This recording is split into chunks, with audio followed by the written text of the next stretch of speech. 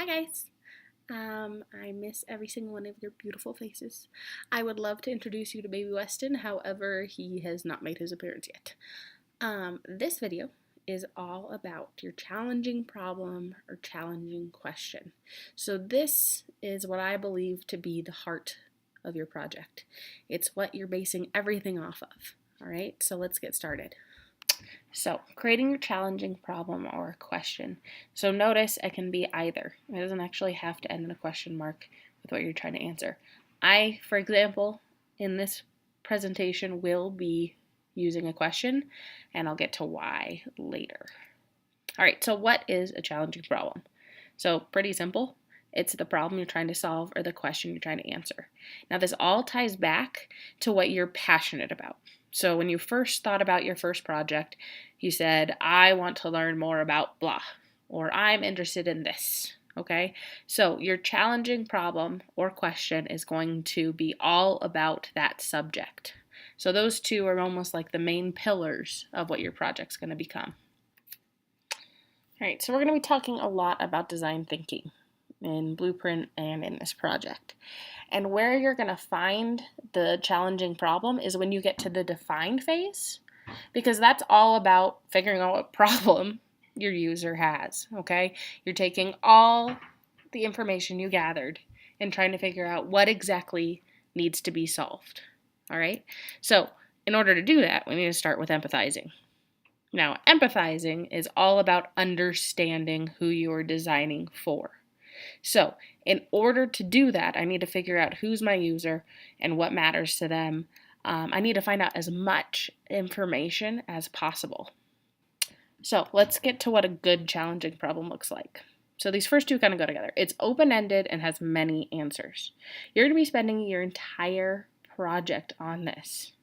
So, if you write a question or have a problem that has a singular solution, only one, then it's not hardy enough. It's not deep enough because this is your project's driving force. Okay?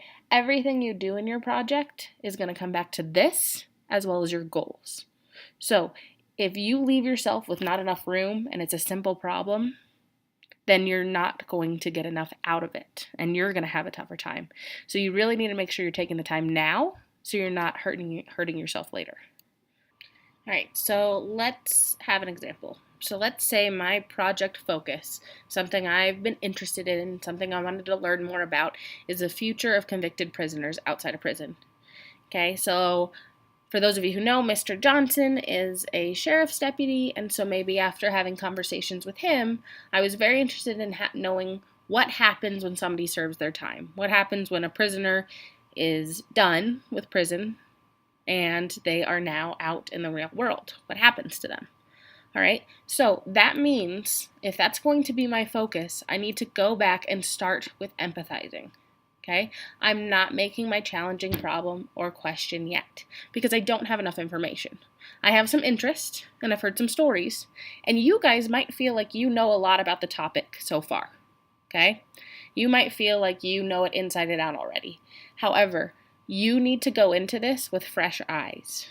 All right, don't assume that you know everything. Go in and research. Go in and gather information, research, interview, observe, discover. Get as much as you can to empathize with your user. I probably would want to interview someone like a parole officer. Say, those are the people who kind of keep tabs on prisoners after they get out of jail.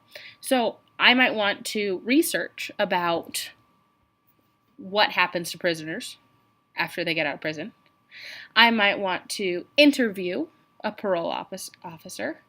I might want to observe the process of what they do. Now, once again, this is kind of an interesting subject that I chose because it wouldn't be the safest thing in the world for a sixth grader to go and observe an ex-con. But let's say I observed a meeting with a parole officer and a former inmate on YouTube, like one of their discussions.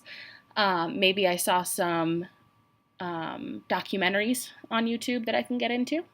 Okay, just discover as much as you can. I'm going to say it again. You need to go into this with fresh eyes. Don't go in assuming you know all the facts. Okay, you're going to be surprised.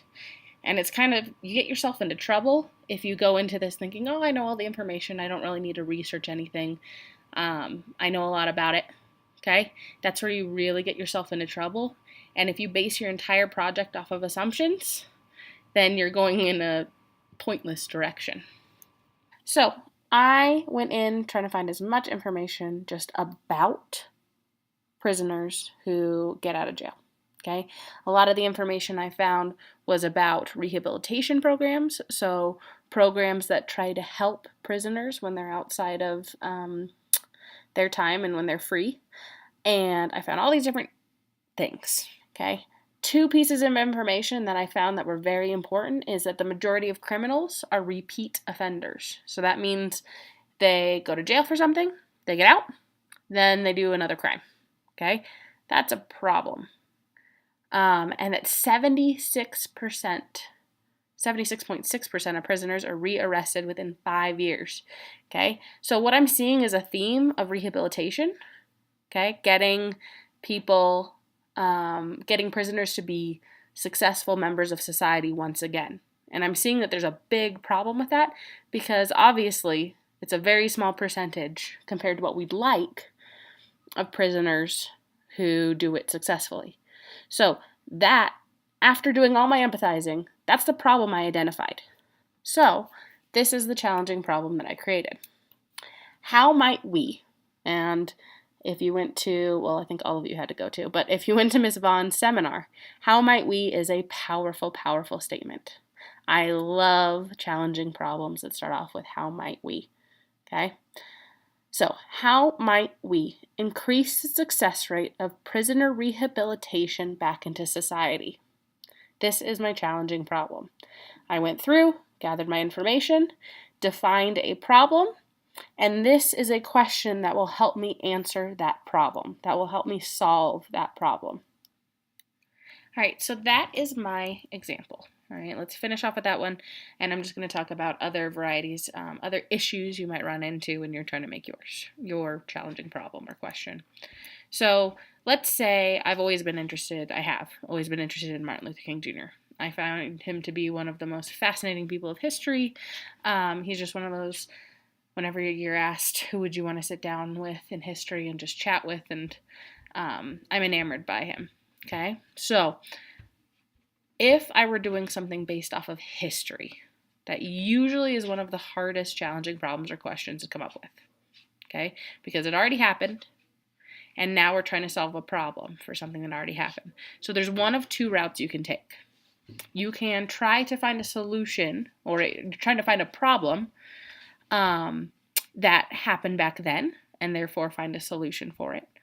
Or the way that you can take this even deeper, and the way I'd suggest if you're doing something that has to do with history, is how can we use what happened back then to help us with now, okay? One of the most famous quotes is, if we don't learn about history, we're doomed to repeat it, or those who don't learn about history are doomed to repeat it. Use that philosophy. So take all your information empathizing about this man and use it to help solve problems of today. Let's say I'm just really interested in cake decorating, okay?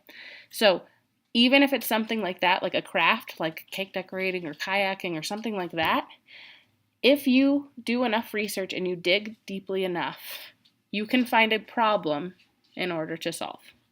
So there's no topic that you are doing that you cannot find a successful, challenging problem within. All right, that is it. I wish I was with you all. And good luck on your challenging problems and questions. I will post this, and I would love to hear your guys' challenging problems so I can give you feedback and help with that, as well as the other facilitators who are just amazing in taking care of you all.